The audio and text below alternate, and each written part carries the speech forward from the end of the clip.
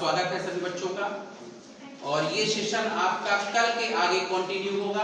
कल जहां पर सेशन छोड़ा गया था वहीं से आगे चलेंगे हम लोग।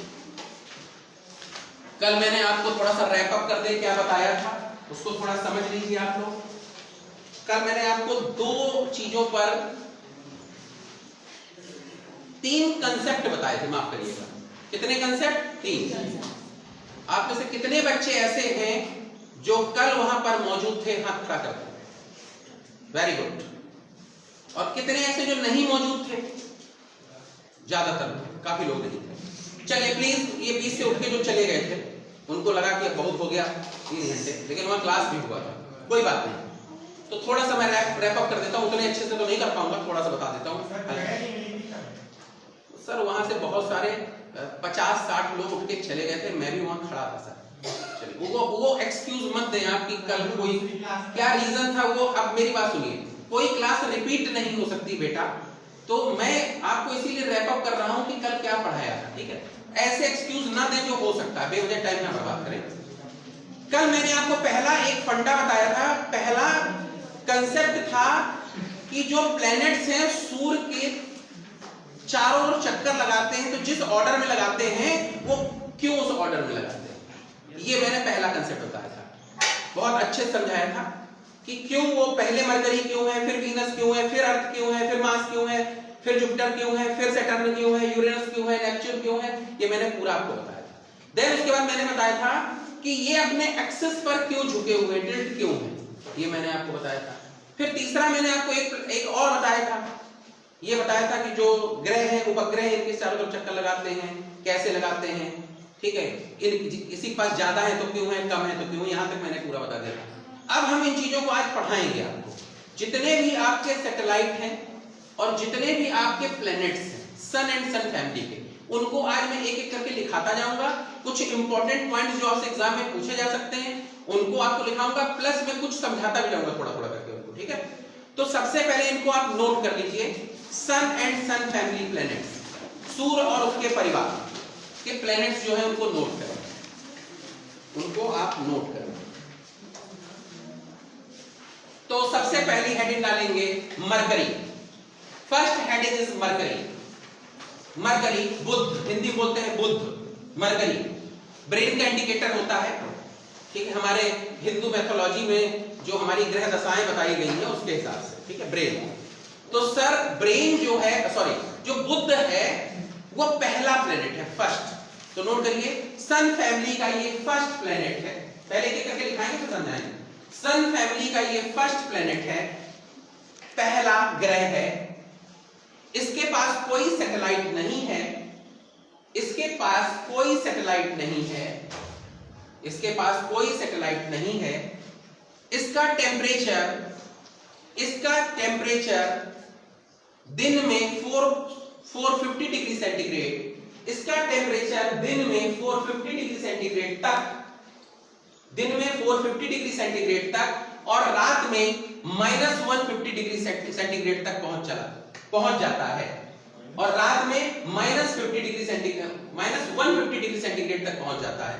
दिन में 450 डिग्री सेंटीग्रेड तक और रात में -150 डिग्री सेंटीग्रेड तक पहुंच जाता है। जिसका सबसे बड़ा कारण यहां पर एटमॉस्फेयर का ना होना है, जिसका सबसे बड़ा कारण यहां पर एटमॉस्फेयर का ना होना है, जिसका सबसे बड़ा कारण यहां पर एटमॉस्फेयर का ना होना है। इस ग्रह का तापांतर सबसे ज्यादा है, इस ग्रह का तापांतर सबसे ज्यादा है। तापांतर जानते हैं?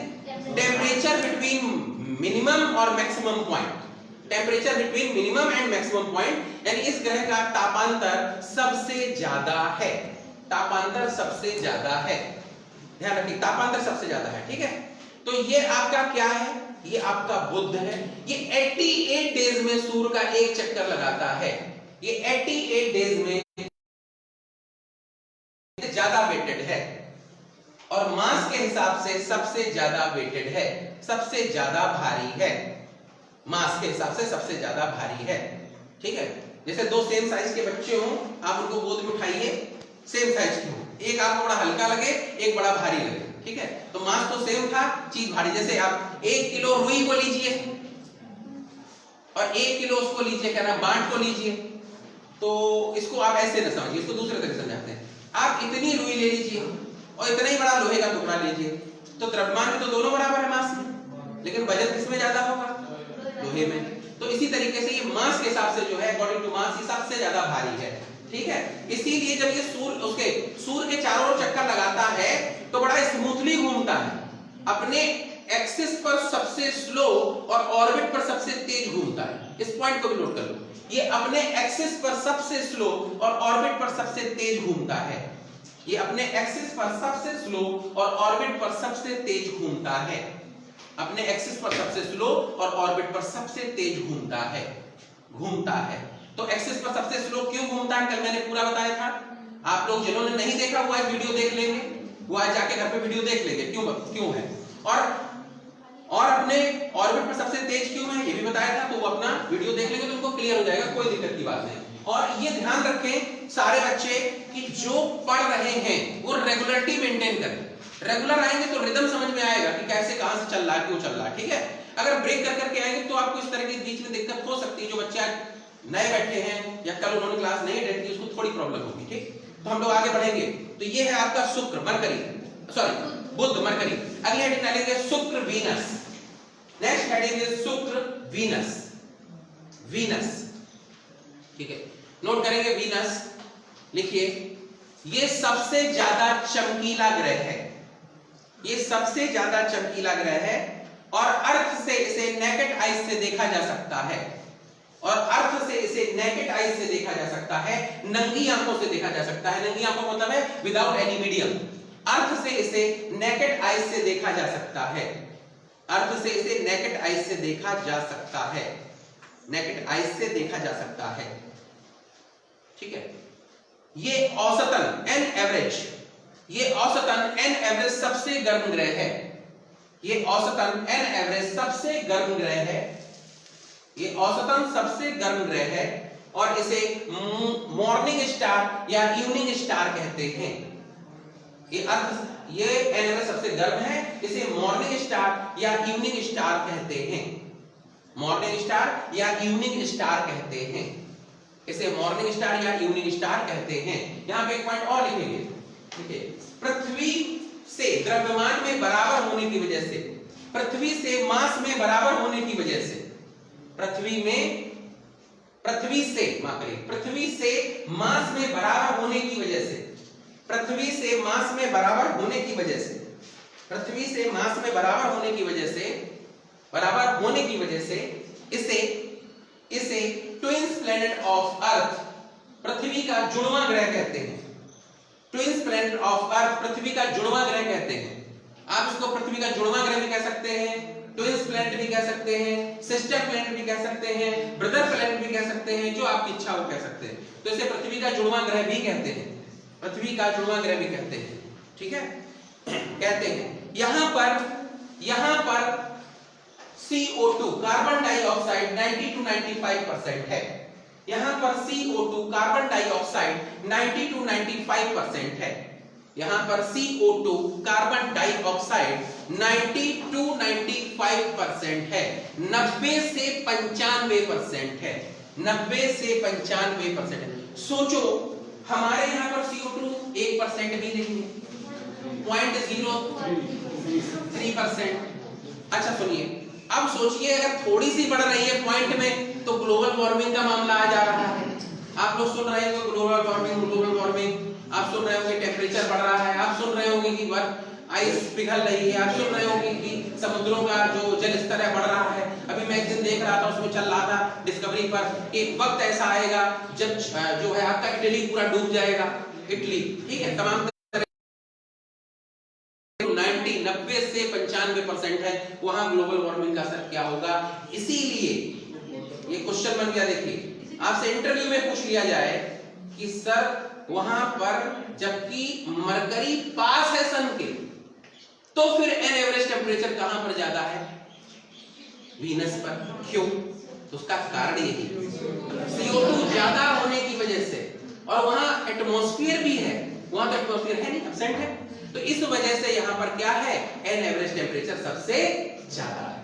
इतनी बात तुमको समझ में आई कि नहीं आई? ठीक है, कहीं पर दिक्कत तो पूछते चलिएगा, कोई प्रॉब्लम नहीं, ठीक है। अगला हम लोग लिखेंगे आगे मंगल। अब कहेंगे अर्थ नहीं लिखा है, अर्थ अलग से पढ़ाएंगे, अर्थ और सन को अलग से पढ़ाएंगे, ठीक है, क्योंकि अर्थ और सन थोड़ा बड़ा है, ठीक है, उसको बीच में नहीं लिखाते, अलग से लिखाएंगे। लिखिए मंगल, मास, मंगल, मंगल, मंगल लाल ग्रह है, मंगल लाल ग्रह है। जीवन की संभावनाएं यहां तलाशी जा रही हैं, जीवन की संभावनाएं यहां तलाशी जा रही हैं। मंगल लाल ग्रह है, जीवन की संभावनाएं यहां तलाशी जा रही हैं। यहां पर ड्राई आइस मिली है, यहां पर सूखी बर्फ मिली है, यहां ड्राई आइस मिली है, सूखी बर्फ मिली है। कैसी बर्फ मिली है? सूखी बर्फ मिली है, ड्राई आइस मिली है, सूखी बर्फ मिली है। ये तो आप लोगों को पता होगा, ठीक है। देखिए ड्राई आइस मिली, सूखी बर्फ मिली है। यहां पर एटमॉस्फेयर का आवरण, यहां पर एटमॉस्फेयर अर्थ से काफी पतला है, यहां पर एटमॉस्फेयर अर्थ से काफी पतला है, एटमॉस्फेयर अर्थ से काफी पतला है, काफी पतला है, तथा नाइट्रोजन और ऑर्गन गैसें मौजूद हैं, नाइट्रोजन तथा ऑर्गन गैसें मौजूद हैं, नाइट्रोजन तथा ऑर्गन गैसें मौजूद हैं, नाइट्रोजन और ऑर्गन गैसें मौजूद हैं, प्रेजेंट हैं यहां पर, ठीक है। इसमें सबसे ऊंचा पहाड़, इसका सबसे ऊंचा पहाड़ निक्स ओलंपिया है, निक्स, NIX, निक्स, यहां का सबसे ऊंचा पहाड़ निक्स ओलंपिया है, निक्स ओलंपिया है, जो माउंट एवरेस्ट से 3 टाइम्स ऊंचा है, जो माउंट एवरेस्ट से 3 गुना ऊंचा है। निक्स ओलंपिया है जो माउंट एवरेस्ट से 3 गुना ऊंचा है, 3 गुना ऊंचा है, ठीक है। ये आपका मंगल है, ठीक है, लाल ग्रह बोलते हैं मंगल, ठीक है। नेक्स्ट है, और आपको एक बात और बताए, लास्ट में बता देंगे थोड़ा सा, जो हमारी हिंदू मैथोलॉजी है, जो हमारे हिंदू देवी देवता हैं, वो भी इसी पर डिपेंड ऑन है, ठीक है। वो इन्हीं के मतलब इन्हीं के इंडिकेटर्स हैं, ग्रहों के ही इंडिकेटर्स हैं, ठीक है। आगे बढ़ते हैं, वो आपके कोर्स में नहीं है तो उसको बहुत डिटेल में जाने की जरूरत नहीं है वहां पर, ठीक, आपके कोर्स में यही है जो पढ़ा रहे हैं। फिर भी आपको पता होना चाहिए, हर व्यक्ति को हर चीज पता होनी चाहिए। जैसे आप मंगल की पूजा करते हैं तो आपको उनके इंडिकेटर देवता कौन दिए गए? हनुमान जी, बिल्कुल सही, ठीक है। आप सोम की पूजा करते हैं तो सोम का चंद्रमा की पूजा कैसे? भगवान शिव शंकर बोले ना। तो ये हमारी जो हिंदू मैथोलॉजी है उसका एक हिस्सा है ये। और आप देखिए यहाँ पर हम आपको बताएंगे, जैसे मैथ्स का फाउंडर कौन है? आर्यभट्ट था, और वही फाउंडर किसके हैं? एस्ट्रोलॉजी केमिस्ट्री के हैं, समझ गए? तो वो पूरी थ्योरी ऑफ रिलेटिविटी चीजें सब एक ही है बेटा, ठीक है।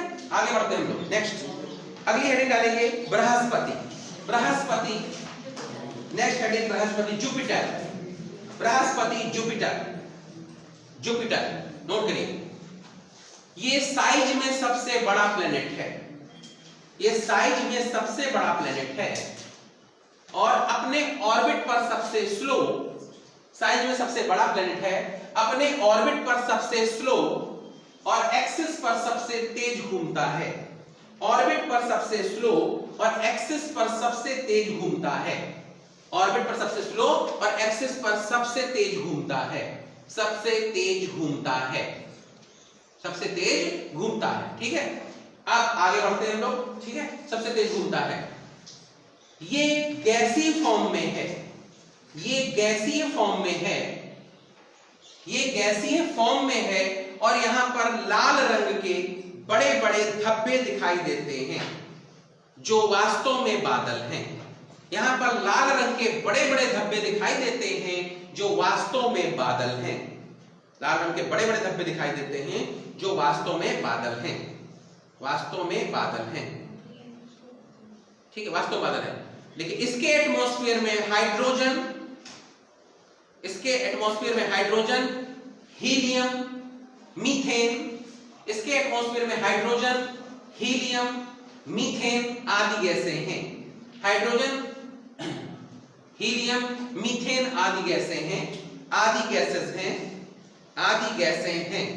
इसके पास 16 सैटेलाइट हैं, इसके पास 16 सैटेलाइट हैं जो इसको ऑर्बिट पर बैलेंस करते हैं, इसके पास 16 सैटेलाइट हैं, 16 सैटेलाइट हैं जो इसको ऑर्बिट पर बैलेंस करते हैं, 16 सैटेलाइट हैं जो इसको ऑर्बिट पर बैलेंस करते हैं। ऑर्बिट पर क्या करते हैं? बैलेंस करते हैं। ठीक है, आपने देखा होगा एरोप्लेन जब उड़ता है, एरोप्लेन, हेलीकॉप्टर नहीं, तो एरोप्लेन जो उड़ता है उस पे बड़े बड़े पंख लगे होते हैं, ऐसे चिड़िया जैसे होती है उस तरीके से, और वो क्या करते हैं जब उनको मोड़ना होता तो वो थोड़ा सा क्या करते हैं, उसको टिल्ट कर देते हैं, वो मुड़ जाता है। ठीक है, और ऐसे जब सीधा होता है और थोड़ा सा ऐसे होकर उड़ता है, मतलब प्लेन जब भी उड़ता है, आप में से जो बैठे होंगे वो समझ सकते हैं, वो प्लेन हमेशा ऐसे उड़ता है, और जब वो ऐसे हो जाता है तो वो नीचे उतरने लगता है, बस और कुछ नहीं। यानी जब वो सीधा हो जाए तो समझ लीजिए वो नीचे जा रहा है, और जब तक वो यूं रहेगा इसका मतलब वो बराबर उड़ रहा है। ठीक है, जब आप प्लेन में जाते हैं, मतलब पीछे जाते हैं, आगे जाते हैं, तो जब आगे की तरफ जाएंगे तो आपको थोड़ा चढ़ना सा पड़ेगा, पीछे जाएंगे तो अपने बहुत तेजी से उतरेंगे। ठीक है, तो आगे बढ़ते हैं हम लोग। ठीक है, नेक्स्ट है, तो ये आपके जो है जुपिटर है, तो जुपिटर में जो एटमॉस्फेयर है, सबसे पहले जुपिटर के बारे में बता दें, थोड़ा सा इसको समझ लीजिए। ये पहला गैसीय फॉर्म में स्थित प्लैनेट है। किस फॉर्म में है? गैसीय फॉर्म में। इसके बाद के जितने भी प्लैनेट हैं वो सारे गैसीय फॉर्म में, गैस के गोले। ठीक है, यहां पर इसमें एक चीज और लिख लीजिए, यहां पर बड़े बड़े प्रसुप्त ज्वालामुखी, डोरमेंट वोल्केनो पाए जाते हैं। यहां पर बड़े बड़े प्रसुप्त ज्वालामुखी, डोरमेंट वोल्केनो पाए जाते हैं। ये चीज स्लिप हो रही थी, मैंने कहा लिख लो। यहां पर बड़े बड़े प्रसुप्त ज्वालामुखी, डोरमेंट वोल्केनो पाए जाते हैं, डोरमेंट वोल्केनो पाए जाते हैं। ठीक है, तो ये इसकी खूबी है जुपिटर की, बड़ा प्लेनेट है, सबसे बड़ा है, एक्सिस पर सबसे तेज, और ऑर्बिट पर सबसे कैसा घूमता है? स्लो घूमता है। ठीक है, हमने आपको बताया था कि आप जो है 1 किलो रुई ले लीजिए और उसको पॉलीथीन में भर के किसी जो है उससे धागे से बांध लीजिए और उसको ऐसे नचाने की कोशिश करिए, उसको नचाना बहुत मुश्किल होगा, लेकिन अगर किसी हल्की चीज को ऐसे नचाओगे तो बढ़िया नाचेगी। ठीक है, ये खूबी है उसकी, तो इस वजह से ऐसा है। आगे हम लोग बढ़ते हैं, नेक्स्ट पॉइंट लिखिए, Saturn Sunny. Saturn Sunny, Sunny, Saturn, तो सनी के बारे में भी कुछ चीजें समझ लें। देखिए, सब ये ब्लू ब्लैक कलर का दिखता है, ये ब्लू ब्लैक कलर का दिखता है। ब्लू ब्लैक जानते हैं, कार्बन कलर, ये ब्लू ब्लैक कलर का दिखता है, ब्लू ब्लैक कलर का दिखता है, ब्लू ब्लैक कलर का दिखता है। ये एकमात्र ऐसा ग्रह है जिसके ऊपर छल्ला मौजूद है, रिंग है। ये एकमात्र ग्रह है जिसके ऊपर रिंग है, छल्ला मौजूद है, जिसके ऊपर रिंग है, छल्ला मौजूद है, जो मल्टीपल कलर्स का है, जो मल्टीपल कलर्स का है। छल्ला मौजूद है जो मल्टीपल कलर का है, मल्टीपल कलर का है। एक बात ग्रह जिसमें छल्ला मौजूद है जो मल्टीपल कलर का है, मल्टीपल कलर का है। यहां पर नाइट्रोजन, यहां पर नाइट्रोजन और हाइड्रोकार्बन है, यहां पर नाइट्रोजन और हाइड्रोकार्बन एटमॉस्फेयर में है, यहां नाइट्रोजन और हाइड्रोकार्बन एटमॉस्फेयर में है, नाइट्रोजन और हाइड्रोकार्बन एटमॉस्फेयर में है, एटमॉस्फेयर में है। ठीक, एटमॉस्फेयर में है। ठीक है, इसके पास 22 सैटेलाइट हैं, इसके पास 22 सैटेलाइट हैं, 22 सैटेलाइट हैं। ठीक है, सबसे बड़ा जो है उसका नाम है टाइटन,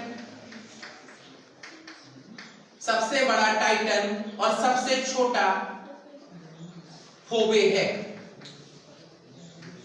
सबसे छोटा फोबे है। सबसे बड़ा टाइटन और सबसे छोटा फोबे है, सबसे बड़ा टाइटन और सबसे छोटा फोबे है। टाइटन के बारे में 2 शब्द लिख लीजिए। लेकिन टाइटन में, नोट कर लीजिए, टाइटन में नाइट्रोजन, यहां जीवन नहीं है, नाइट्रोजन और हाइड्रोकार्बन है लेकिन यहां जीवन नहीं है। ये मून से थोड़ा ही छोटा है जो टाइटन है। ठीक है, या लगभग मून के बराबर ही है, ऐसे मान सकते हैं। आगे लिखेंगे, और कितने सैटेलाइट है? 22। ठीक, आगे है अरुण, यूरेनस। नेक्स्ट है Arun, Uranus, Arun, Uranus, Uranus. लिखिए, ये ग्रीन रंग का प्लेनेट है, यह ग्रीन कलर का प्लेनेट है, हरे रंग का ग्रह है, ये हरे रंग का ग्रह है, ग्रीन कलर का प्लेनेट है, जिसका एक पोल हमेशा सन की सीध में रहता है, जिसका एक पोल हमेशा सन की सीध में रहता है, जिसकी वजह से इसे लेटा हुआ ग्रह कहते हैं। इसका एक पोल हमेशा सूर्य की सीध में रहता है, जिसकी वजह से इसे लेटा हुआ ग्रह कहते हैं, जिसकी वजह से इसे लेटा हुआ ग्रह कहते हैं, लेटा हुआ ग्रह कहते हैं, लेटा हुआ सन की सीध में रहता है। इसका एक पोल हमेशा सन की सीध में रहता है, जिसकी वजह से इसे लेटा हुआ ग्रह कहते हैं। तो स्लीपिंग प्लैनेट, ठीक है, लेटा हुआ ग्रह कहते हैं, ठीक है। इसमें मीथेन गैस मौजूद है, इसमें मीथेन गैस मौजूद है, मीथेन गैस मौजूद है। अच्छा, मीथेन को बता रहे हैं, थोड़ा एक चीज और बता दें, आप लोग अपना परसेप्शन सेट कर लेते हो कि मीथेन जो है वो मतलब जो है वो बदबूदार गैस होती है, ठीक है। तो मैं आपको बता दूं थोड़ा सा, नहीं, परसेप्शन ज्यादातर सेट होता है कि मीथेन जो है बदबूदार गैस है, ठीक है, ऐसा है भाई। पहले तो पीछे वाले जो बगल में बताने लगते हैं वो थोड़ा सा क्लास की गरिमा को ध्यान रखें, क्लास में बात ना करें। 5 बजे के बाद हम लोग यहाँ रुकेंगे, फिर आराम से खूब बातें करेंगे, फिर जाएंगे क्लास टाइम पे बातें, ठीक। यूनिवर्सिटी आपसे ये नहीं कहेगी कि आप जाओ, आप बातें करके जाओ, ठीक, तब आप लोग भागोगे, तो थोड़ा रुकेंगे, बातें करेंगे, ठीक, हम भी करेंगे, आप भी करिएगा, अभी क्लास के बीच में नहीं बेटा। अब सुनिए, मीथेन के लिए परसेप्शन सेट है कि बदबूदार गैस होती है, ठीक है। तो सबसे पहले मैं आपको बता दूं, मीथेन बदबू भी होती है और खुशबू भी होती है। जैसे जब गाय या भैंस जुगाली करती है तो भी मीथेन निकलती है, क्यों निकलती है भी बताएंगे। जो फ्लावर्स होते हैं जो रात में ज्यादातर जो खिलते हैं, तो जैसे मान लीजिए रात रानी हो गई, मधुमालती, चांदनी, एक और आता है बड़ा अच्छा सा जो रात में खिलता है, व्हाइट कलर का फूल होता है, हर सिंगार, ये इस तरह के जो भी फूल जो बहुत ज्यादा महकते हैं, इनसे कौन सी गैस निकलती है, मीथेन निकलती है, नंबर 1, ठीक।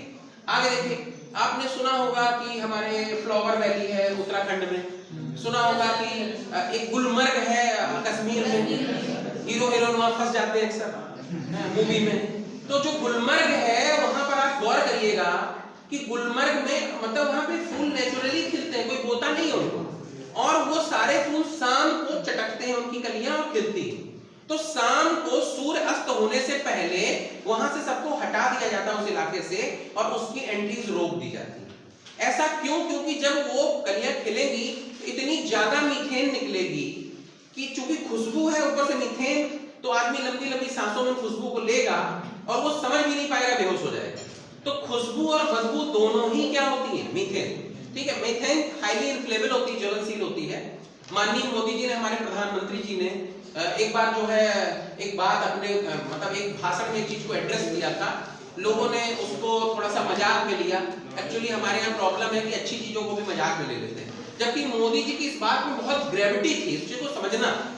उन्होंने कहा था कि नालों से गैस निकाल कर उस गैस को आप घर में मतलब कुकिंग गैस के रूप में यूज कर सकते हैं।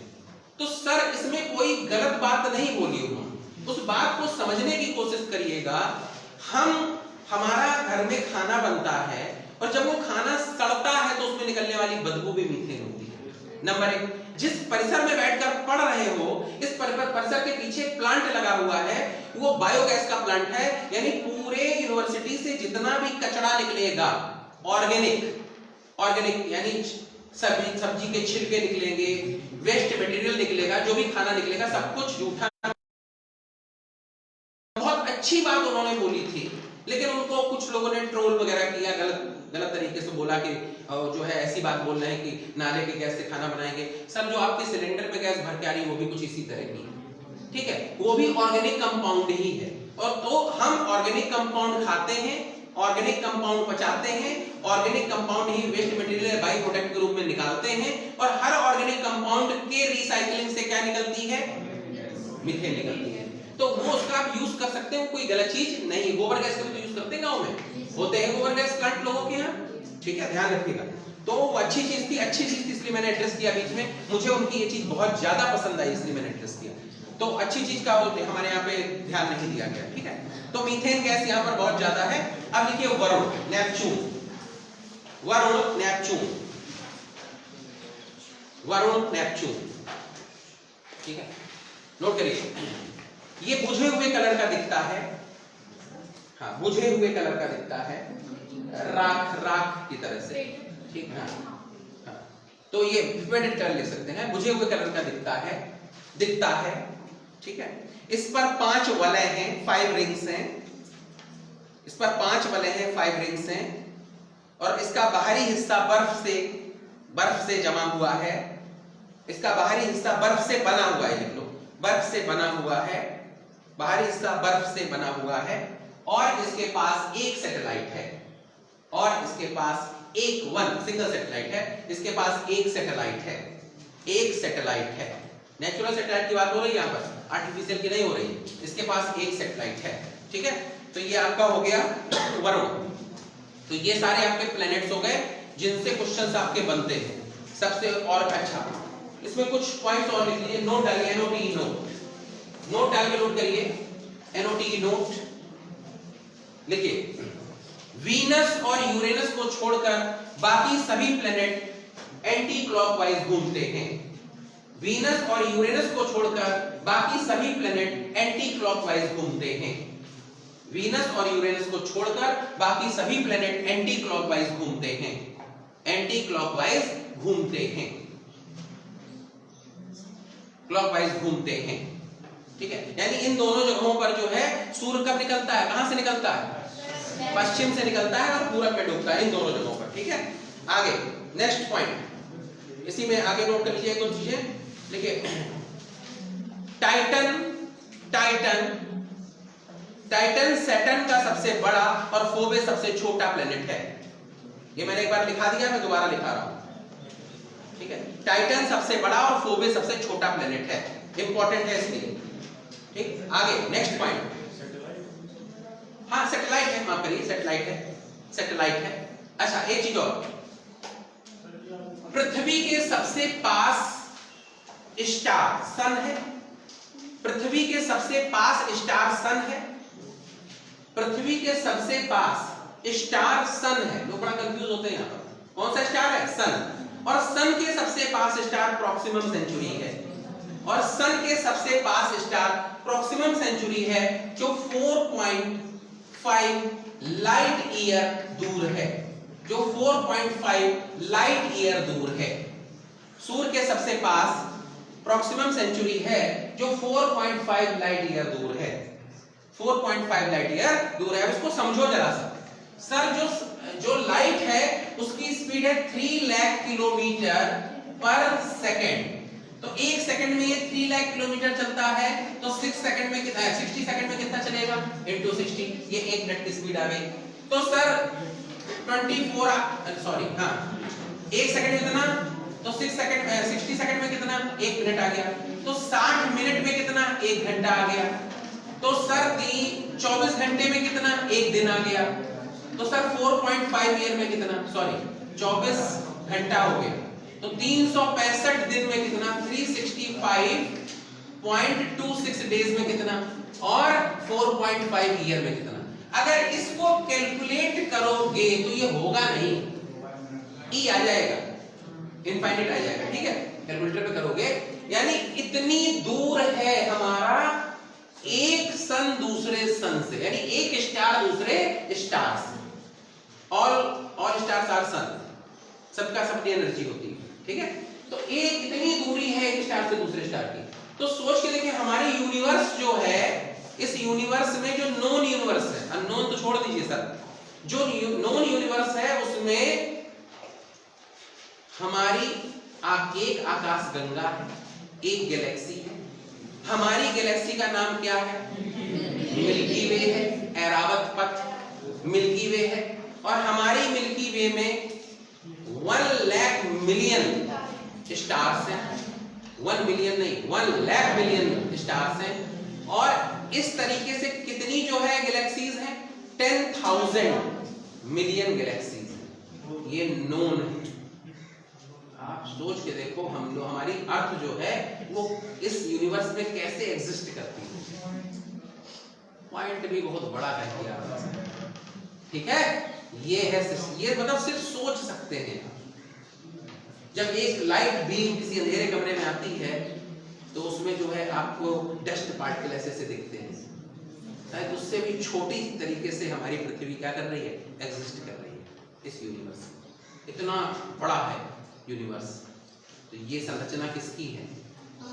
Big boss.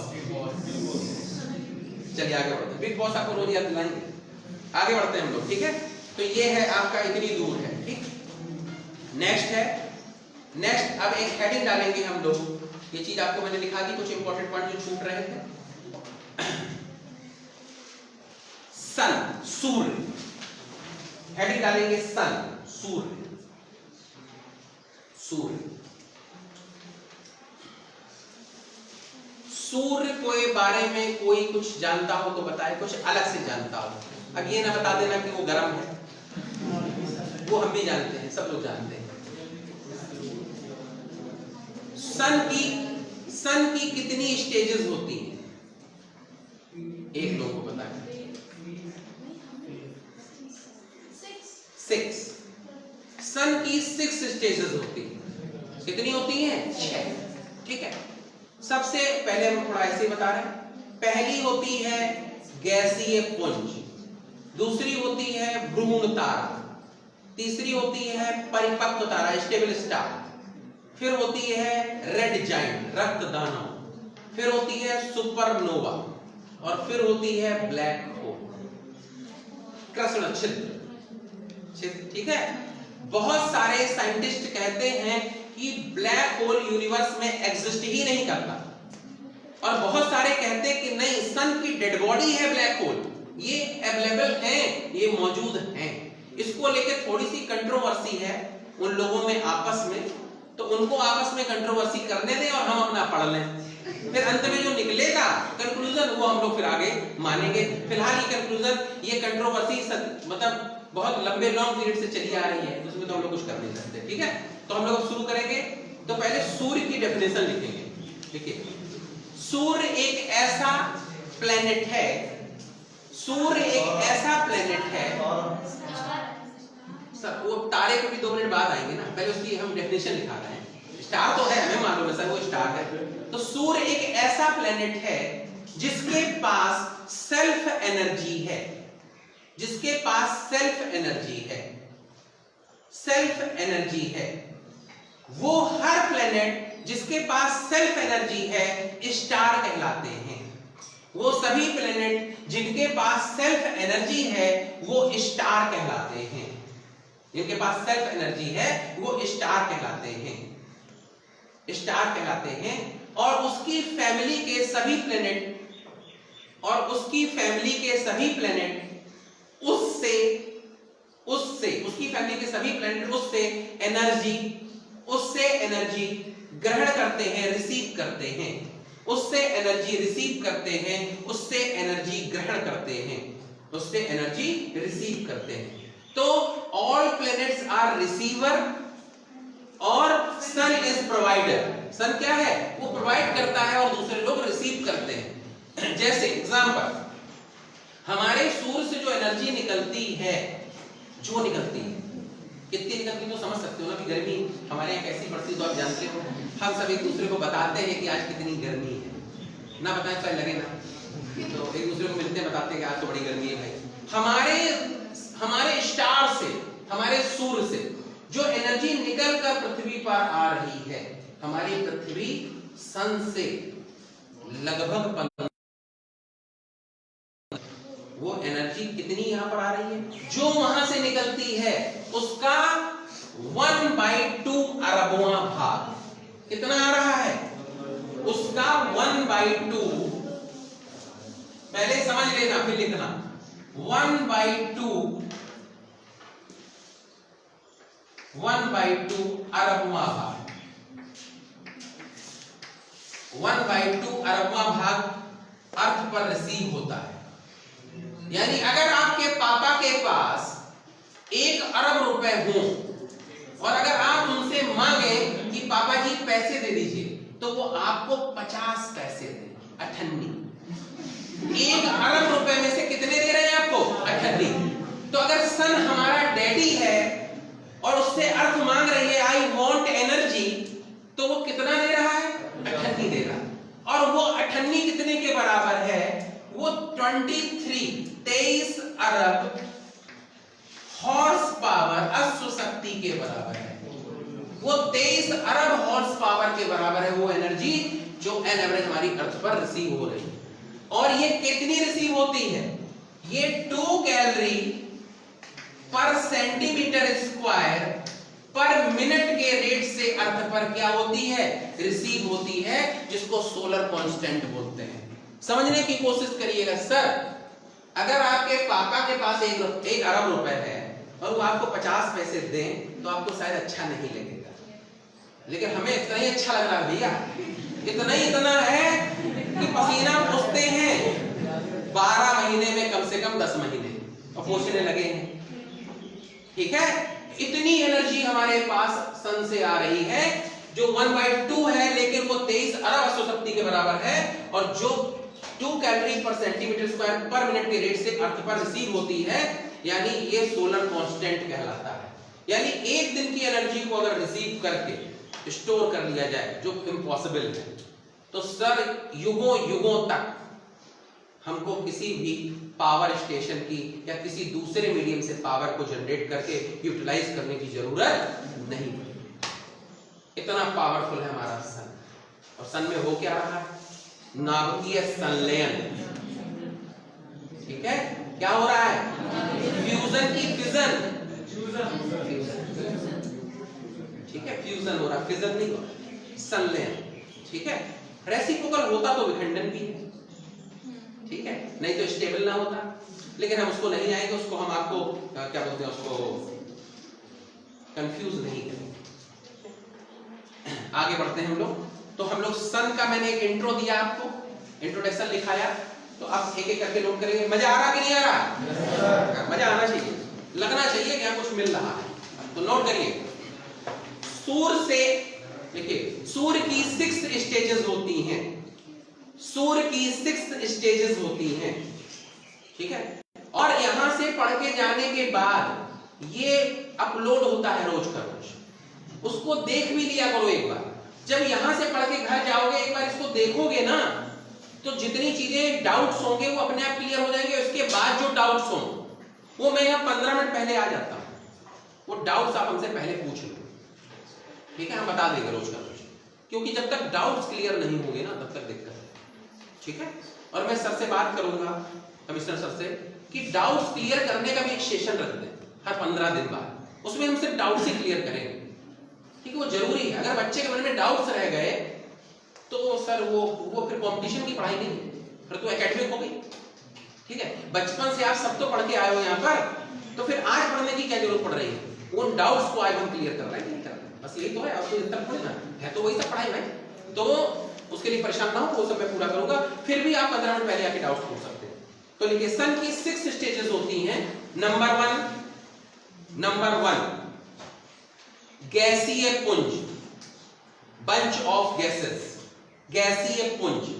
उसको कुछ और भी कह सकते हैं इंग्लिश में। ठीक है, हो सकता है कोई और टर्मिनोलॉजी हो उसकी। गैसीय पुंज। नंबर 2 भ्रूण तारा। भ्रूण तारा, मां के गर्भ में बच्चा होता है भ्रूण, तो उसी तरह से भ्रूण तारा। हाँ, भ्रूण तारा। अगला लिखेंगे परिपक्व तारा। परिपक्व तारा, स्टेबल स्टार, परिपक्व तारा। ठीक। नंबर 3 परिपक्व तारा। नंबर 4 रेड जाइंट, रक्त दानव, रक्त दानव। Number 5 supernova, supernova, supernova. English Hindi दोनों में यही है शायद, सुपरनोवा। और नंबर 6 ब्लैक होल। इसको हिंदी में कहते हैं कृष्ण छिद्र, ब्लैक होल। थोड़ी हिंदी हमें भी आती है, थोड़ी अंग्रेजी भी आती है। ठीक है, एक्चुअली सीबीएसई वालों का साथ ये दिक्कत है, या तो फिर आईसीएसई वाले हो पूरी इंग्लिश, या फिर पूरी हिंदी। तो सर खैर उस बात को छोड़ते हैं, वो कोई मैटर नहीं करती। तो अब इसको समझना शुरू करते हैं। इस कंसेप्ट को बहुत अच्छे से आपको समझाएंगे। तो पूरा कंसंट्रेशन मेरी तरफ पे करें, please look at me, please look at me. और आगे वाला डायलॉग मेरा आप सब जानते हैं, वो कॉन्फिडेंस लेवल के लिए है। सबसे पहले आप यूपीएससी के लिए आए हो तो कॉन्फिडेंस बहुत अच्छा होना चाहिए। तो मैं अपना एक डायलॉग बोलता हूँ, जैसे मेरे कोई कहे हम अब्दुल सर से पढ़े हुए हैं, तो मेरे कुछ सेट डायलॉग हैं, जैसे अंतरात्मा क्लियर है, डाउट्स, कोई डाउट तो नहीं, तो अपने अभी आपके साथ भी आएंगे, धीरे धीरे आप भी रिदम में आओगे, जैसे बच्चे रिदम में हैं। तो सर अब हम लोग आगे बढ़ते हैं, इस पोजीशन को समझिए। सबसे पहले आप सब लोगों ने अंगीठी देखी होगी, अंगीठी भी हमको एनर्जी प्रोवाइड करती है, ये तो पता ही होगा। सबसे पहले एनर्जी को समझ लीजिए सर। जब हम किसी चीज को छूते हैं या फील करते हैं और उससे हम एनर्जी रिसीव करते हैं तो वो चीज गर्म है, और जब हम अपनी एनर्जी उसको देते हैं तो वो चीज कैसी है, ठंडी है। ठीक, जब आप किसी का हाथ पकड़ते हैं और गर्म होता तो आप कहते हैं बुखार है क्या, क्योंकि एनर्जी उससे आप में अंदर शिफ्ट हो रही है। ठीक है, समझे ना। तो अब सुनिए आगे, अब हम लोग यहीं से शुरू करेंगे इस पॉइंट को। अंगीठी में क्या होता है, एक अंगीठी होती है, उस अंगीठी को जलाने के लिए कुछ आपको कोयले की जरूरत होती है, कुछ उसमें नीचे जिसके थ्रू आपको कोयले को गर्म करते हैं, कोई कंडा जो गोबर का बनता है, या किसी कागज या किसी इस तरह की चीज की जरूरत होती है, और कुछ मिट्टी के तेल या किसी फ्यूल की जरूरत होती है, कोई भी फ्यूल हो सकता है, XYZ आप ले सकते हैं, वो जरूरत होती है। अंगीठी की जरूरत इतनी चीज, और एक माचिस की जरूरत होती है जिससे आप इग्निशन देंगे, आप उसको जलाएंगे, इतनी चीज की जरूरत है। तो ये सब चीजों का जब इंतजाम हुआ, यानी सारी जब सक्रिय गैसें, एक्टिव गैसें जब इकट्ठी हुई, बिग बैंग में जब पोलराइजेशन हुआ, इकट्ठी हुई, तो क्या बना, सन बना। तो ये है गैसीय पुंज। अब जैसे ही आपने उसमें माचिस लगाई, उसमें क्या हुआ, एनर्जी निकलना शुरू नहीं हुई। जैसे हम माचिस लगाते हैं तो पहले एनर्जी नहीं निकलती, पहले उसमें काला काला गंदा गंदा धुआं निकलता है। ठीक है, यानी वो अब तैयार हो रहा है बनने के लिए, एनर्जी देने के लिए। तो जब तक वो काला काला गंदा गंदा धुआं निकलता है, जब तक एनर्जी नहीं निकल रही प्रॉपर वे में, तब तक वो स्टेजेस क्या हुई, भ्रूणता। ठीक है, वो स्टेज जब तक वो पूरी तरीके से गर्म नहीं हो रहा, फिर एक ऐसी स्टेज आएगी जब उसमें से गर्माहट भी निकल रही होगी, फ्लेम भी निकल रही होगी, और धुआं भी निकल रहा होगा। एक वो स्टेज आ जाती है जब उस पर आप कोई चीज बना सकते हो, यूज कर सकते हो उसका, वो हो गई स्टेबल स्टार, परिपक्वता। ठीक है, फिर एक ऐसी स्टेज आई होगी जब वो अंगीठी अपनी स्ट्रीम पॉइंट पर जल रही होगी, यानी उससे धुआं निकलना पूरा बंद हो चुका होगा और full flash, full stream point में जल रही होगी, यानी वो उसका मैक्सिमम एनर्जी प्रोवाइड करने वाला पॉइंट होगा, स्ट्रीम पॉइंट होगा। उसको बोलते हैं रक्तदानों, रेड जैकेट। अब उसके बाद अगर उसमें आप धीरे धीरे कोयला ऐड करते जाओगे तो बराबर मेंटेन रहेगी, लेकिन नहीं करोगे तो वहां से वो धीरे धीरे बुझने लगेगी। तो जब वो धीरे धीरे बुझने लगेगी, लाल से पीले से लाल, लाल से मेहरून होने लगेगी, तो वो स्टेज क्या हो जाएगी, सुपरनोवा। और एक वक्त ऐसा आएगा उससे बिल्कुल एनर्जी निकलना बंद हो चुकी होगी, वो ठंडी हो चुकी होगी, तो क्या कहलाएगा, ब्लैक होल। समझ गए कि नहीं समझ गए? ह्यूमन लाइफ का भी कुछ ऐसा ही है।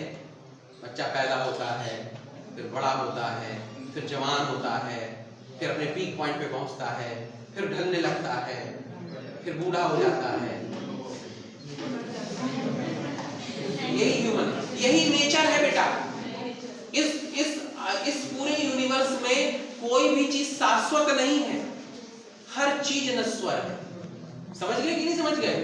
तो सन भी आज बना है, बस अंतर ये है कि उसकी लाइफ थोड़ी ज्यादा है। ठीक है, हमारी लाइफ उससे थोड़ी नहीं, मतलब। तो ये समझ में आया? अब आप कहिए तो मैं इस पूरे उसको लिखवाऊं, अगर कहें तो पूरा लिखवाऊं। हमारे हिसाब से समझाने का लिखवाने की जरूरत नहीं है, शायद लिखवाएंगे तो आपका टाइम वेस्ट होगा। ठीक है, तो इतना समझ में आ गया होगा।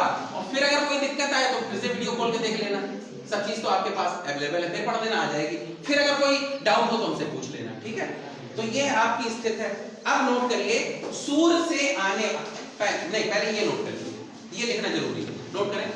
सूर्य से निकलने वाली एनर्जी का, सूर्य से आने वाली एनर्जी का 1/2 सूर्य से आने वाली एनर्जी का 1/2 अरबवां भाग ही पृथ्वी पर पृथ्वी पर रिसीव होता है।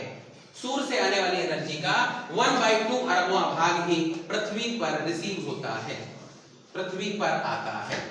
1/2 अरबवां भाग ही पृथ्वी पर आता है, पृथ्वी पर आता है।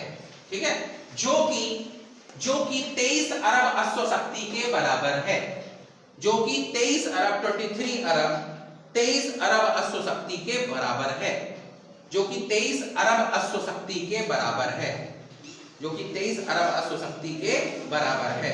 और ये 2 कैलोरी पर सेंटीमीटर स्क्वायर पर मिनट के रेट से पृथ्वी पर रिसीव होता है।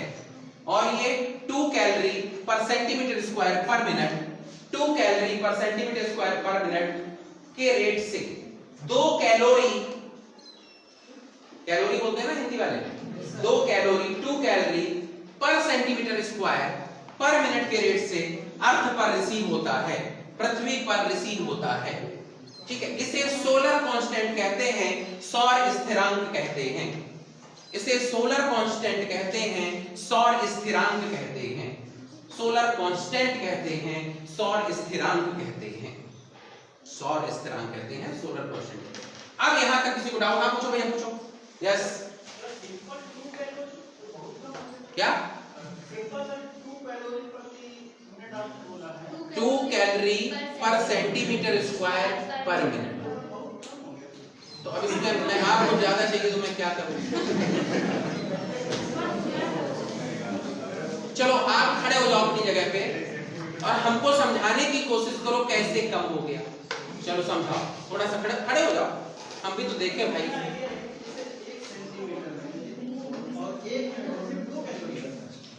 1 सेंटीमीटर, अगर मान लो 1 मिनट, मान लो कोई चीज आपने वो स्केल तो देखा होगा ना जो बॉक्स में रखते हैं, कितने का होता है? 6 सेंटीमीटर का होता है, 12 का होता है, 6 का होता है, 6 इंच का होता है। सेंटीमीटर कितने होता है? 15। तो वो इतना ही बड़ा तो हमारे साथ होता है। तो ये 15 सेंटीमीटर, 15 सेंटीमीटर, 15 सेंटीमीटर और 15 सेंटीमीटर। तो ये 15 का स्क्वायर करेंगे तो कितना आएगा? 225। तो अब 225 एरिया में 2 कैलोरी पर सेंटीमीटर के स्क्वायर से रेट से अगर एनर्जी आ रही है तो 500 कैलोरी एनर्जी आपको मिल रही है कितनी जगह में? तो हमें तो ये लग रहा है ये बहुत ज्यादा है। अब आप थोड़ा सा ज्यादा ही चाहते हो तो आपको सर शिफ्ट करना पड़ेगा वीनस या मरकरी। हम लोग तो इतनी एनर्जी बर्दाश्त नहीं कर पा रहे हैं जितनी बेटा मिल रही है इस देश में। इस देश में मतलब अब आप ये समझिए, बैठ जाओ, तो थोड़ा सा कैलकुलेशन के साथ बात किया करो, बगल वाले से पूछ के मत बात किया करो, ठीक है? बगल वाले ने कह दिया करो ये बता दो, तो वो थोड़ा सा आप थोड़ा सोचो इस बात को। हमने आपके सामने प्रूफ किया, आपको बता दिया। एक्चुअली मैं मैथ्स का भी स्टूडेंट हूँ। ये एक बात बताते हैं, थोड़ा सा आप इसके चक्कर में ना रहना कि ये सामने वाला जो है फैकल्टी जो है ये ज्योग्राफी पढ़ा रही तो आर्ट स्टूडेंट होगा। सर मैं साइंस का स्टूडेंट हूँ। ये एक अलग बात है, पैशन है पढ़ाना, तो भाई हम पढ़ा रहे हैं, ठीक है? तो आप परेशान मत हो, ठीक? हम आपको हर चीज प्रूविंग के साथ बताते हैं, आप थोड़ा समझो इसको। सबसे पहले तो ये एनर्जी बहुत ज्यादा है, बहुत ज्यादा। सर हमारे हिसाब से हमारी खोपड़ी का जो पूरा वो होगा वो लगभग इतना ही होगा या उससे कुछ 19-20 कम होगा, इतनी एनर्जी हमको मिल रही है सब। और 0 डिग्री से लेकर के 45 डिग्री नॉर्थ एंड साउथ, ये मैं बात कर रहा हूँ इक्वेटर लाइन में। तो हमारा जो अर्थ है, हमारी जो ये अर्थ है, इस अर्थ पर 0 डिग्री से लेकर समझ लीजिए यहाँ पर इतनी ज्यादा एनर्जी आ रही है ये कि इतने जो इन पर देश है ना वो सिर्फ आपस में यही बता रहे हैं, इतने साल का रिकॉर्ड टूटा, उतने साल का रिकॉर्ड टूटा। हर साल हम यही पढ़ते हैं पेपर में कि पता नहीं कितना रिकॉर्ड टूटा। समझ गए नहीं समझ गए? यही पढ़ते हो नहीं पढ़ते बेटा? तो इतना हम लोग रिकॉर्ड टूटने से परेशान नहीं करेंगे, क्यों? अब अगर ये भी कम है तो फिर बस आगे नहीं, आगे बढ़ते हैं हम लोग। तो अब अगली हेडिंग डालेंगे हम लोग, नेक्स्ट हेडिंग, सूर्य तप को प्रभावित करने वाले कारक, सन टेम्परेचर को इफेक्टेड करने वाले रीजंस, सूर्य तप को प्रभावित करने वाले कारक, सूर्य तप को प्रभावित करने वाले कारक। चलो थोड़ा सा हम इसको पहले और अच्छे से बता देते हैं, फिर हम आगे बढ़ेंगे, नहीं तो बीच में क्रॉस क्वेश्चंस आएंगे, ज्यादा क्रॉस क्वेश्चंस आते हैं तो क्लास नहीं हो पाती है, ठीक है। चलो देखो, लेकिन हम क्रॉस क्वेश्चन आप ना पूछे इसके लिए कतई नहीं कहते, आप खूब पूछो, ये आपका हक है, ये आपका हक है। चलिए प्लीज इसको समझिएगा, ये हमारी अर्थ है और ये इक्वेटर लाइन है, 0 डिग्री भूमध्य रेखा। इसके आसपास का जो ये क्षेत्र है ये हाई ह्यूमिडिटी एरिया है, हाई ह्यूमिडिटी एरिया, यानी बहुत ज्यादा गर्मी होती है, पानी बरसता, फिर गर्मी होती है, फिर पानी बरसता, ये है युगांडा, रवांडा, केन्या, ठीक है। ये तो ये वो एरिया जहां पानी बहुत ज्यादा बरसता है, रेन एक दिन में कई बार होती है, ह्यूमिडिटी, ये मतलब वहां पे वो वाला फील होता होगा जो हमारे यहाँ जुलाई से और अगस्त के बीच में फील होता है, बड़ी खराब सी गर्मी पड़ती है, बगल वाला का टकटा महकता है।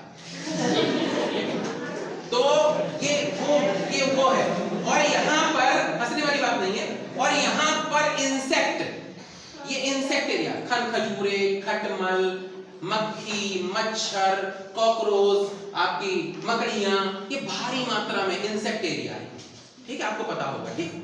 देन उसके बाद जब ये एरिया से हम बाहर निकलते हैं, ये थोड़ा सा बता दे रहे हैं, वैसे ही अक्षांश देशांतर में पढ़ाने वाला था, लेकिन चूंकि आप लोग बीच में पूछ लिया तो बता दे रहे हैं। इसका जो ये एरिया है ये ग्रीन एरिया है, कौन सा एरिया है? Green area. यहाँ पर आपके पल्प वाले फ्रूट्स, केला, आम, ठीक है, आपका तरबूज, खरबूजा, ठीक है, और क्या बोलते हैं, और पल्प वाले फ्रूट्स बहुत सारे आते हैं, तो वो पल्प वाले फ्रूट्स, आपका पपीता, ये जूसी फ्रूट्स में पाए जाते हैं लेकिन कम, ये, और प्लस ग्रेन्स, यानी जो सीड्स, हम जो अनाज खाते हैं, ये वो एरिया है। इधर तो इसके बाद कुछ है ही नहीं, ये है। फिर इसके ऊपर का ये जो एरिया है 60 डिग्री तक का, ये एरिया है, यहां पर आपका जूसी फ्रूट्स मैक्सिमम और नट्स। तो आप देखिए वहां जैसे रसिया है, मंगोलिया के आगे जब जाओगे तो वहां का आदमी इतना खाता है और इतना पीता है, यहाँ का आदमी इतना खाता है और इतना पीता है। ये कोई उसको गलत सेंस में मत लीजिए, आप उसको समझिए, ये इलाका एरिया वाइज एरिया होता है, ठीक है, मतलब ये जब उनके यहाँ होता ही नहीं है तो खाएंगे क्या, हमारे यहाँ है तो हम खा रहे हैं। इसीलिए दुनिया की जो सबसे बड़ी आबादी है वो यहीं पर लाई करती है, यहीं पर रह रही है, क्योंकि यहाँ खाने के लिए बहुत बेहतरीन फूड है, बहुत सारी वैरायटी है, बहुत सारी चीजें हैं। तो जो मैं अभी आपको टेम्परेचर ये सब पढ़ा रहा हूं, बता रहा हूं, ये पूरे का एवरेज है, ये हमारी पूरी अर्थ का क्या है, एवरेज है। तो ये सोच लो कि इसके ऊपर फिर बिल्कुल ठंडा है, जमा हुआ है, तो एवरेज में मैं बात कर रहा हूं, ठीक है। चलिए, क्योंकि जो भी हम पढ़ाएंगे, आपको जो बताएंगे या जो भी कैलकुलेशंस हैं वो एवरेज के हिसाब से, जैसे पूरी अर्थ का जो एवरेज टेम्परेचर है अर्थ क्रस्ट का, वो 15 डिग्री सेंटीग्रेड है। यहाँ मई जून में तो 40 डिग्री 45 डिग्री हो जाता है, समझिए। तो एवरेज टेम्परेचर 15 डिग्री, उस चीज को समझो आप, ठीक। आप लोग यूपीएससी के लिए अच्छे बच्चे हो, इतनी बड़ी तैयारी के लिए सोच रहे हो, तो थोड़ा सा परसेप्शन भी बड़ा सेट करो, माइंड सेट बड़ा करो, अच्छे से समझो हर चीज को, ठीक है, क्योंकि एक अच्छा एग्जाम आपको देना है, और सिर्फ एग्जाम ही नहीं देना है, एग्जाम को क्वालिफाई भी करना है। सबसे पहले ये माइंड में सेट कर लो कि मुझे क्वालिफाई करना है, जब उस हिसाब से पढ़ोगे तो ज्यादा अच्छा आएगा, ठीक है। तो ये चीज हमने बीच में इसलिए बताई ताकि बाद में इस तरह के बीच में क्वेश्चन, मैंने आपको बोला कि सूर्य तप को, सन टेम्परेचर को प्रभावित करने वाले कारक रीजंस क्या है, मैं उसको बताता हूं।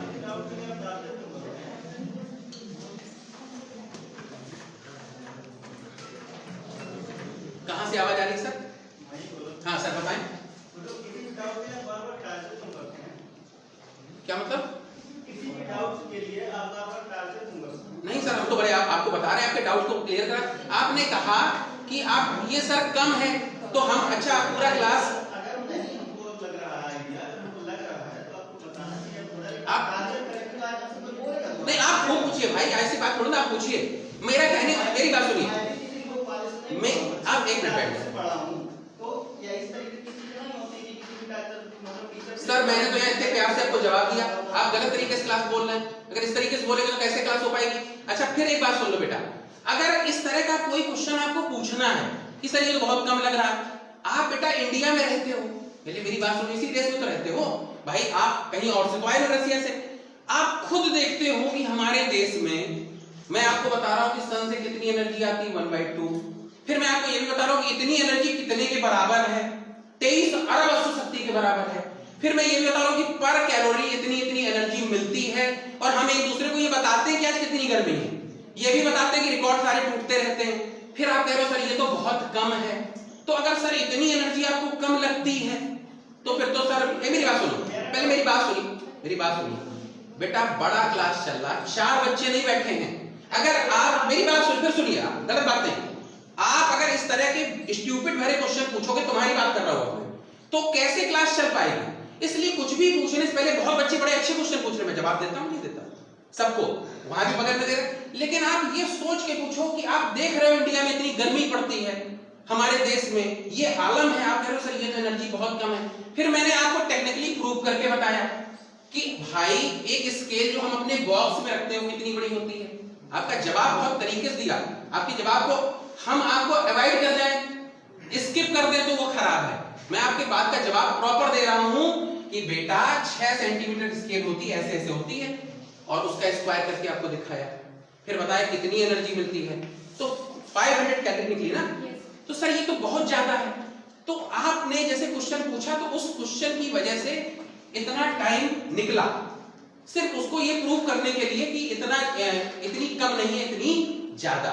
और 500 कैलोरी एनर्जी हमको कैसे मिलती है, कितनी चीज खाने से मिलती है, पीने से मिलती है। जो खाने पीने से एनर्जी मिलती है वो मेटाबॉलिक के रूप में होती है, जो एनर्जी जलाने के लिए मिलती है वो अलग रूप में होती है। हम एक एक चीज पे आएंगे, आप मेरी समझिए। तो आप जो ये बोल रहे हो कि नहीं टॉर्चर करते हो, तो हमने तो क्लास में, ये तो ऑनलाइन चल रहा है, कहां टॉर्चर कर दिया भैया।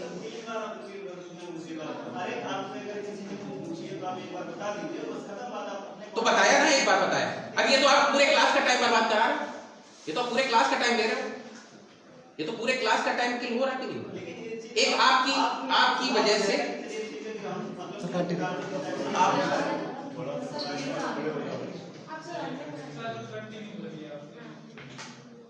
भाई इस तरह के बच्चों के लिए कुछ सोचना पड़ेगा। कल हमारी कमिश्नर सर से बात हो रही थी, लाइव स्ट्रीमिंग। आप समझना, ये जो प्रोग्राम है बेटा अभ्युदय योजना मुख्यमंत्री, इस प्रोग्राम को आप अकेले इतने लोग नहीं पढ़ रहे हो जो क्लास में, इस क्लास को उत्तर प्रदेश के बहुत सारे बच्चे घर से पढ़ रहे हैं, हर जिले से बच्चा पढ़ रहा है। और ये नहीं है कि ये सिर्फ हमारा ये वीडियो सिर्फ यही देखा जा रहा है। आपको बता दें, परसों का वीडियो 10,000 से ज्यादा लोग देख चुके हैं, 24 घंटे के अंदर 48 घंटा नहीं हुआ। आप मेरी बात को समझो, अगर ऐसे आप न्यूसेंस फैलाओगे क्लास के अंदर तो ये बहुत बड़ी प्रॉब्लम वाली बात है। फिर आप समझिए, 90 मिनट के अंदर, 90 मिनट के अंदर हमको सिर्फ चीजें देनी है, हमको सिर्फ डिलीवरी देनी है, हमसे जवाब देने के लिए मना किया गया है। उसके लिए हमने अभी आपसे बोला कि हम एक सेशन करेंगे, आप ओपन सेशन खूब क्वेश्चन पूछिए। लेकिन अगर आप क्लास में इस तरह से डिस्टरबेंस करेंगे, बेकार के ऐसे क्वेश्चन, आप लोग पढ़े लिखे बच्चे हो, यूपीएससी के लिए आए, अगर ऐसे क्वेश्चन बोलोगे, कल परसों यहाँ पे एक बच्चा बोला था, उसने कुछ गलत तरीके से, हाँ, तो मैंने उसको, मतलब अब बच्चे हमसे पूछते हैं सर टॉयलेट बता दीजिए मेरे, अब आप कह दो सर आप टॉयलेट भी बताइए, फिर उसको उंगली तक पकड़ के छोड़ने जाए, तो बेटा बड़ा मतलब फिर सोचने, थोड़ा इस चीज को अपने अंदर सोचो। अब इन्होंने जैसे 15 मिनट बर्बाद कर दिया पूरे क्लास में, टाइम ड्यूरेशन फिक्स है, तो आगे से थोड़ा सोच के बोलो, कोई भी चीज इस तरह की मत बोलो। ये क्लास चल रहा है, और अगर आपको हमसे कोई प्रॉब्लम है तो कोई बात नहीं, अलग बात है, समझे। आप अपने ऊपर अगर किसी चीज को लेते हो तो अलग बात है, हम आपको पढ़ाने आए, पढ़ाने का काम करेंगे। इतनी देर में ये पूरा टॉपिक हो गया, चलिए कोई बात नहीं, 15 मिनट क्लास ज्यादा चलेगा, ठीक है। और इस तरह की बात अगर करना हो तो आप लेफ्ट कर सकते हैं क्लास को, ठीक। आगे बढ़ते हैं। सन टेम्परेचर को प्रभावित करने वाले कारण, कि सन टेम्परेचर कैसे प्रभावित होता है। अब आप थोड़ा इसको फिर से फील करिए, हम तो फील करा रहे हैं क्लास में भाई, पढ़ना तो अलग बात है। सर गर्मी में टेम्परेचर कितना ज्यादा होता है और ठंड में कितना कम होता है। ठंड में जब आप धूप में बैठते हो तो भी आपको क्या नहीं लगती है, गर्म महसूस नहीं होता। आखिर क्यों? कभी सोचा आखिर क्यों? मॉइस्चर होता है। मैम ने कहा एक एक करके, मैम ने कहा मॉइस्चर होता है। और कोई जवाब सर? दक्षिणायन हो जाते हैं। दक्षिणायन हो जाता, बहुत अच्छी बात। हाँ, और सर? सन जो है साउथ हेमिस्फीयर में होता है। हाँ, ठीक है, सही। हाँ, और कोई? आप सुनिए। हाँ हाँ, कौन? हाँ, नमी ज्यादा रहती है, मॉइस्चर ज्यादा रहता है, मैम ने बोला। चलो अब इसको समझो बेटा, फिर से समझो, फिर से समझो।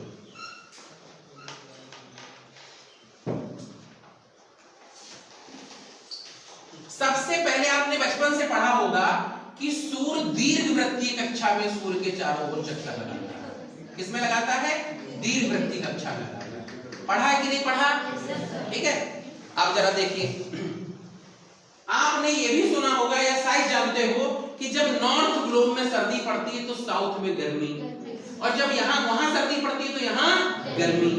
ठीक है। मैच वगैरह कभी ऑस्ट्रेलिया वगैरह में होता है तो आप देखते हैं कि यहाँ गर्मी पड़ रही है और वहां लोग उसके किनारे, क्या नाम, समुद्र के किनारे धूप सेक रहे होते हैं। तो बड़ा अजीब सा लगता होगा, आप लोग को फील करते होंगे आप लोग। तो अब इसमें क्या है, जब सन जो है इस स्टेज से इस स्टेज के बीच में होता है, और जब इस स्टेज से इस स्टेज के बीच में होता है, तो जब यहाँ पर सन लाई कर रहा होता है तो एक ग्लोब में सर्दी पड़ रही होती है, और जब यहाँ लाई कर रहा होता है तो दूसरे ग्लोब में सर्दी पड़ रही होती है, और जब यहाँ लाई कर रहा होता है तो एक ग्लोब में बहुत गर्मी पड़ रही होती है, और जब यहाँ लाई कर रहा होता है तो एक ग्लोब में बहुत ज्यादा गर्मी पड़ रही होती है। समझे कि नहीं समझे? अब जरा इसको समझने की कोशिश करिएगा। ये गर्मी और सर्दी का मामला। अब तीन बड़े कारण हैं सन टेम्परेचर जो प्रभावित करते हैं। सबसे पहले distance between sun and earth, sun और अर्थ के बीच की दूरी। जैसे एग्जांपल, मान लीजिए आपके घर में कोई आए और आप उसके लिए चाय सर्व करें, चाय बनाएं। मान लीजिए मैम हमारे लिए चाय बनाती, मैं इनके घर पहुंचता हूं। अब मैम गैस का चूल्हा ये वाला जलाएं और चाय इस वाले पे बनाएं। हंसने वाली बात है, इसको समझो बेटा, समझो। इस चूल्हे को जलाकर इस चूल्हे पर चाय बनाएं तो चाय कितनी देर में बनेगी, कब बनेगी? नहीं बनेगी। अब ये तो हम नहीं समझ सकते कि क्या इसमें जवाब दिया जाए, लेकिन आप सब समझ सकते हो कि क्या स्थिति है कि ये चूल्हा जल रहा और इस पर चाय चढ़ी हुई। ठीक है, समझना। इसका मतलब ये है कि जो सन टेम्परेचर है वो किस एंगल से आ रहा है। अगर रोशनी सीधी चलती है, आपने देखा होगा, मतलब एनर्जी सीधी चलती है, तो अगर उसको उसी पर चढ़ा दिया, जो बर्नर जलाएगा उसी पर चढ़ा दोगे तो जल्दी चाय बन जाएगी। उस पर रख दोगे तो और जल्दी बन जाएगी। उससे दूर कर दोगे तो और देर में बनेगी, और बीरबल खिचड़ी वाला कर दोगे तो और देर में बनेगी। यानी कि जितना जितना आप सन से पृथ्वी के बीच की दूरी बढ़ेगी तो यहां पर दूरी बढ़ रही है, यहां पर बढ़ रही है। तो जब सन और पृथ्वी के बीच की दूरी बढ़ेगी तो क्या बढ़ेगी? ठंड। और जब पास आएंगे तो क्या बढ़ेगी? गर्मी। एक कारण। दूसरा कारण, अब गर्मी में आपने देखा होगा सूर्य सीधा निकलता है और सीधा ऐसे ऐसे आता हुआ ऐसे ऐसे चला जाता है, एकदम खोपड़ी पे। अगर आप दोपहर में अपनी परछाई देखते हो तो बिल्कुल डायरेक्ट सीधी बनती है, यानी सूर्य बिल्कुल ऊपर है, तो एकदम से एंगल सीधा होने की वजह से बहुत ज्यादा क्या पड़ती है? गर्मी पड़ती है। अब ठंड अभी थी, आपने देखा सन ऐसे निकलता है, ऐसे दूर से होके दक्षिणायन हो जाता है, जो आपने शब्द बोला, इसकी वजह से क्या हो जाता है? डायरेक्ट सनरेज नहीं आती, तिरछी होके आती है, जिसकी वजह से उतनी टेम्परेचर नहीं होता है, टेम्परेचर कम हो जाता है। एक और कारण, तीसरा जो सबसे बड़ा कारण है, पहला कारण है distance between sun and earth, duration of sun temperature. बेटा, ड्यूरेशन ऑफ सन टेम्परेचर। अब इसको समझने की कोशिश करिएगा। ड्यूरेशन ऑफ सन टेम्परेचर, गर्मियों में सूर्य, अगर आप कभी समाचार वगैरह देखते हो, न्यूज वगैरह, उसमें लिखा होता है कि सन 5:17 पे, 5:16 पे, 5:14 पे, ऐसे रोज आता है नहीं, सन कब निकलेगा? तो 5:15 बजे सूर्य निकल रहा है, और शाम को डूबता कितने बज के? 7:45 पे, 7:46 पे, 7:55 पे, 7:52 पे, एन एवरेज बता रहा हूं मैं, हम मान लेते हैं 7:45 पे डूब जाता है। ठीक है, तो अगर आप ये ड्यूरेशन देखोगे कितनी देर तक सन चमका, तो अगर बर्नर इतनी देर जलाओगे तो ज्यादा एनर्जी आएगी, तो इतनी देर सन चमका, उसने इतनी देर हीट दी, अर्थ को गर्म किया। ठीक है, अब जरा फिर से समझिए इसको, अर्थ को क्या किया? गर्म किया। और ठंड में क्या हालत है? 10, 10:30, 11 बजे सूर्य निकला, कभी कभी नहीं भी निकला, लेकिन अगर मान लो निकला 10, 10:30, 11 बजे निकला, और 2:30 से 3, 5 बजे नहीं, 2:30 से 3, ये तो 5 तो इस समय बता रहे हो, ठीक है, प्रॉपर जब ठंडी पड़ती है उसकी बात कर रहे हैं। 2:30 से 3 बजे सूर्य क्या हो गया, डूब गया। तो 2:30 से 3 बजे जब सूर्य डूब गया, कितनी देर चमका सर? मान लो एवरेज मान लेते 10 बजे निकला, आपकी मान लेते हैं 3 बजे डूब गया, तो 5 ही घंटे तो चमका। वहां 14 घंटे, यहां 5 घंटे, 9 घंटे कम एनर्जी दी, तो असर आएगा कि नहीं आएगा? ठीक है, तो ये 3 बड़े कारण हैं जो सूर्य के टेम्परेचर को जब अर्थ पर आता है तो उसको क्या करते हैं, मैनिपुलेट करते हैं। सर्दी गर्मी, कोई दिक्कत हो पूछे, कोई दिक्कत हो? क्या आपको ना समझ में आ रहा हो कि एंगल ऑफ इंसिडेंस किसे कहते हैं? एंगल ऑफ इंसिडेंस का मतलब इस बर्नर को जलाओ, इस बर्नर पर चाय चढ़ाओ, दूसरे बर्नर का यूज करो, ठीक। दूसरा डिस्टेंस, यहां जलाओ बर्नर, वहां चाय चढ़ाओ या उसके ऊपर चढ़ाओ, ये क्या हो गया, distance between sun and earth. तीसरी चीज क्या मैंने बोली, ड्यूरेशन, जितनी ज्यादा देर जलाओगे उतना ज्यादा जो है एनर्जी निकलेगी। कम जलाओगे कम। अब दूध को तुरंत बर्नर जलाओ बंद कर दो, दूध गर्म नहीं होगा, उसको गर्म करने के लिए क्वांटिटी के हिसाब से उतनी देर आपको चीज को जलाना पड़ता है सब वही जो धरातल पे हो रहा है, सब कुछ क्या है, वही है। बताओ ईमानदारी से समझ में आया कि नहीं आया? यस और नो? लगना चाहिए क्लास जिंदा है, गुड, ठीक है, ये भी हमारा एक डायलॉग है, ठीक है। आगे बढ़ते हैं बेटा हम लोग जी। अब बात आती है पृथ्वी का ऊष्मा बजट, हेडिंग डालेंगे पृथ्वी का ऊष्मा बजट। इसको लिखवा दें? अच्छा लिख लो भाई, लिख लीजिए, कोई दिक्कत नहीं, जो आपकी इच्छा, जो आपकी इच्छा। देखिए पृथ्वी का ऊष्मा, सॉरी देखिए सूर्य तक को प्रभावित करने वाले कारक, हेडिंग। पहला पॉइंट नोट करेंगे, distance between sun and earth, सूर्य और पृथ्वी के बीच की दूरी, सूर्य और पृथ्वी के बीच की दूरी। देखिए सूर्य दीर्घवृत्तीय कक्षा में सूर्य के चारों ओर, पृथ्वी दीर्घवृत्तीय कक्षा में सूर्य के चारों ओर चक्कर लगाती है।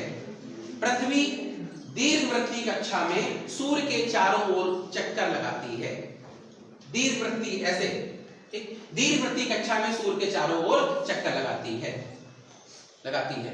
जिस समय वो सूर्य के पास होती है, जिस समय वो सूर्य के पास होती है उस समय अधिक एनर्जी रिसीव होती है।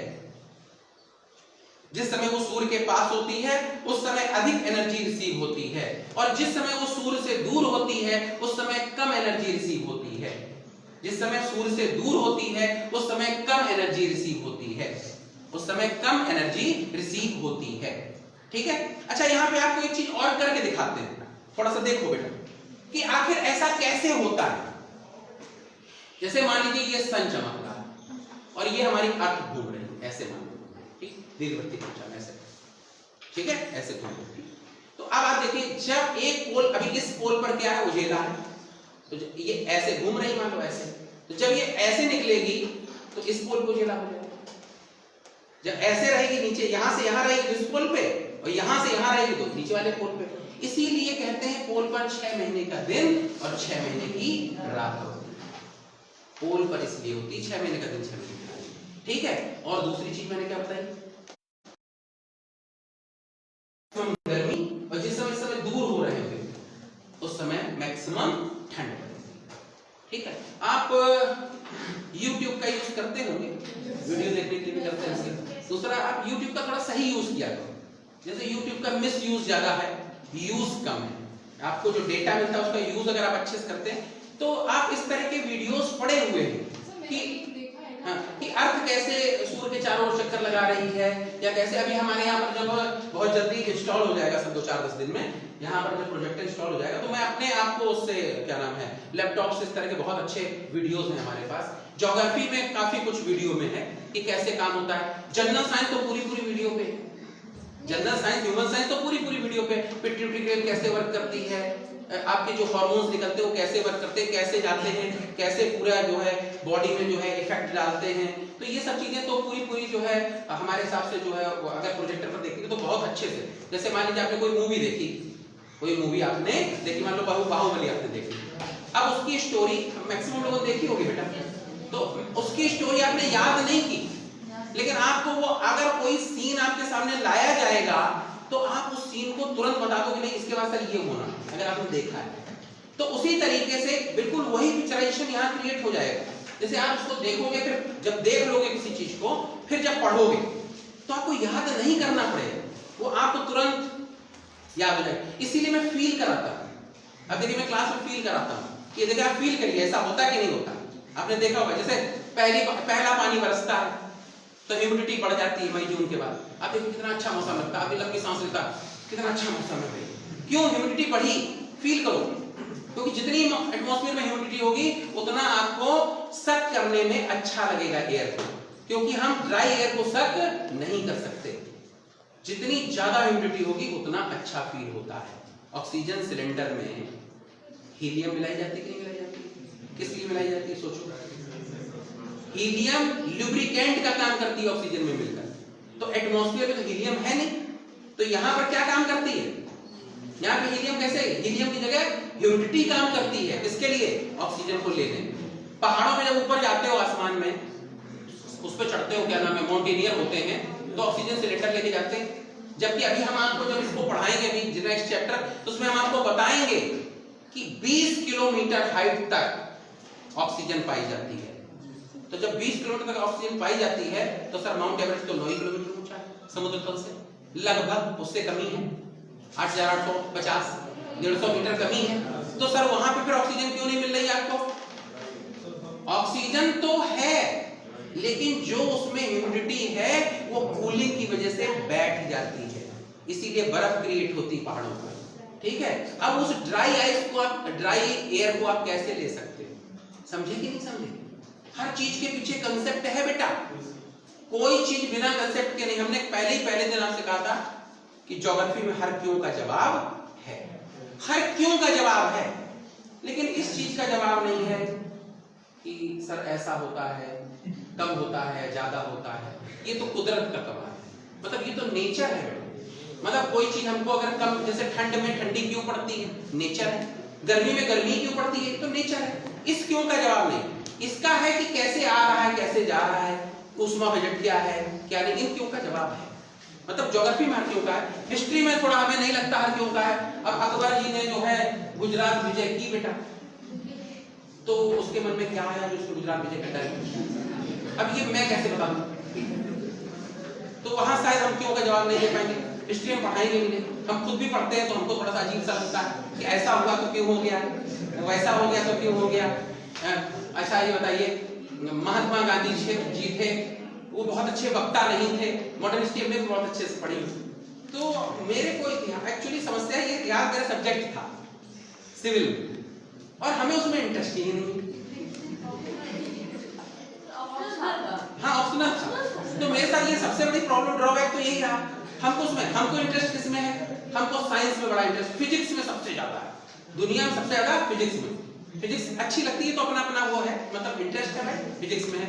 दूसरा, फिजिक्स में मेरे पूरे नंबर है, ठीक है, फिजिक्स में है। हमको इकोनॉमी में बड़ा इंटरेस्ट है, लेकिन अप्लाइड इकोनॉमी में, अप्लाइड इकोनॉमी में आपको इकोनॉमी जो इकोनॉमिक्स पढ़ाएंगे वो दूसरे सर पढ़ाएंगे, मैं आपको सिर्फ उसके वो बताऊंगा, एप्लीकेशंस बता दूंगा। ठीक है, एप्लीकेशंस बहुत जगह पे आते हैं, तो वो है, उसमें है। दूसरा किसमें है? जनरल साइंस में है, ठीक है, वो सब अच्छा लगता है। ज्योग्राफी में है, अच्छा लगता है। अब देखते हैं, हम पढ़ा रहे हैं तो आपको कहाँ से चीजें, ये बुक में नहीं जो बताते हैं, ये बुक में नहीं, ना बुक से हम पढ़ाते हैं, सिर्फ हेडिंग देख लेते हैं बस। तो ये चीजें हमको पता है, जैसे हमको इंटरेस्ट है, तो जब किसी चीज में, जैसे कल एक सर आए थे, नगर आयुक्त सर आए थे, तो उन्होंने उससे क्या नाम है, मैकेनिकल इंजीनियरिंग से आईएएस क्वालिफाई किया, बड़ी बात है, कोई करता नहीं, एकदम अलग तरह का सब्जेक्ट था। तो सर ये उनका पैशन रहा होगा मैकेनिकल इंजीनियरिंग, इसलिए उन्होंने कर लिया बीटेक में। हाँ उन्हीं के पास था।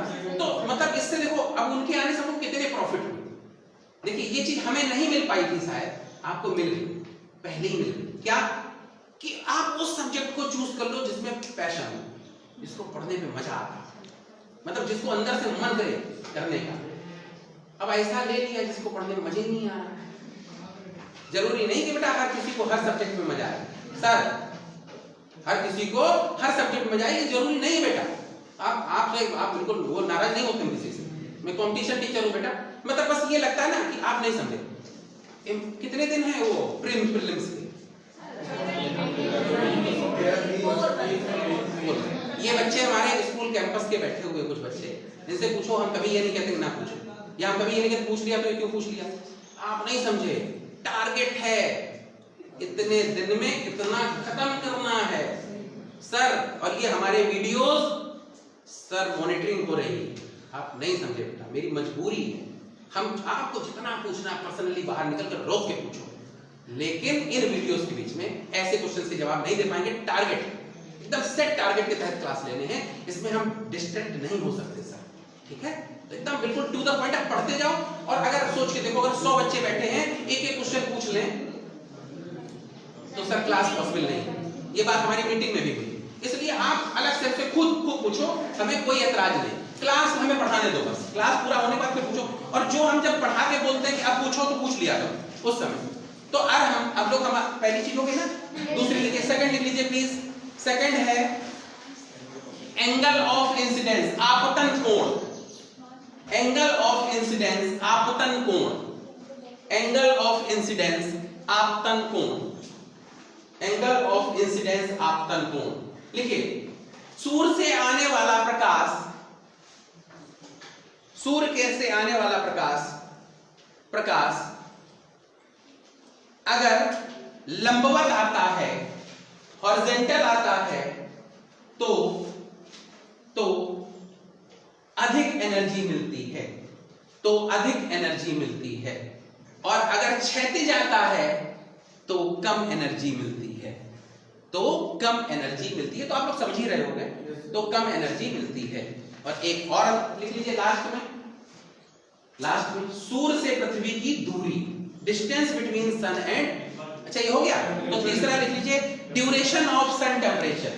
Duration of sun temperature, duration of sun temperature, note करिए, ड्यूरेशन ऑफ सन टेम्परेचर लिखिए।